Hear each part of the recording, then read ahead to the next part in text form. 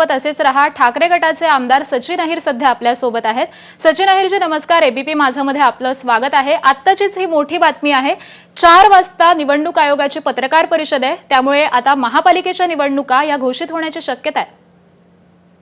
ते उशिरा का होईना, परंतु माननीय न्यायालयांच्या सांगण्यावरून या निवडणुका होत आहेत। म्हणजे याचा अर्थच होता की शासनाची मनस्थिती, मानसिकता काय होती हे तुम्हाला या अगोदरच माहिती आहे। तुम्ही बघितलं असेल की स्थानिक स्वराज्यामध्ये पण देखील 50% आरक्षण ओलांडून हे परत पुढे ढकलायचं, ही देखील एक भूमिका होती का? आणि काय आमच्यासाठी काही नवीन नाहीये, कारण हे आम्हाला माहितच होतं की ज्या अर्थी 4 आठवड्याचं अधिवेशन गुंडाळून हे शनिवार रविवारपर्यंत केलेलं आहे, याचा अर्थच होता की हे आज लागणार आहेत।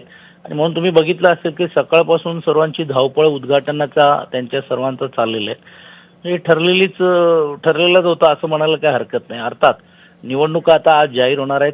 आचारसंहितेचं काटेकोर पालन निवडणूक आयोगाने केलं पाहिजे।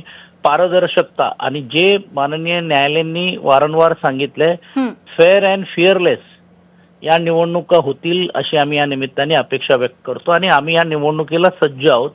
पूर्ण ताकदीने प्रत्येक महानगरपालिकेमध्ये आम्ही मोठ्या प्रमाणावरती लढण्याचं काम आम्ही करणार आहोत, महाविकास आघाडी म्हणून। अगदी धन्यवाद सचिन अहिरजी, आमच्याशी बातचीत केलीत याबद्दल आभार आपले।